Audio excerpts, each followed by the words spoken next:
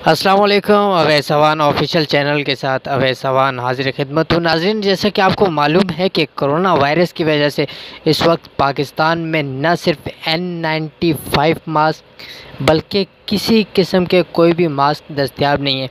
तो हम आज आपके लिए लाए हैं N95 से भी बेहतरीन पाकिस्तानी मास्क, जिसमें आप खाना भी खा सकते हैं और कोई नशा या पानी कुछ भी कर सकते हैं। तो देखिए इस वीडियो को मुकम्मल।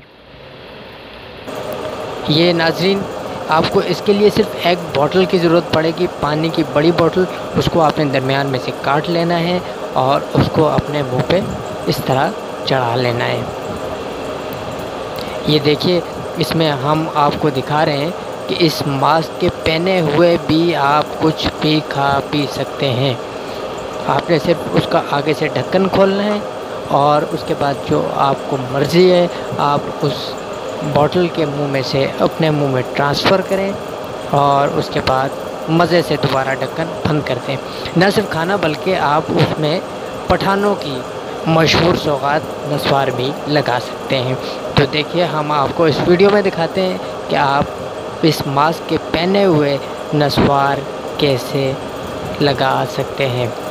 आपने एक चुटकी बनानी है, उसको किसी भी चीज़ से के आगे अटैच करना है, कोई छुरी चम्मच किसी भी चीज़ के आगे अटैच करके बोतल का ढक्कन खोल के अपने मुंह में नसवार लगा लेनी है और उसके बाद दोबारा आपने उस ढक्कन को बंद कर देना है।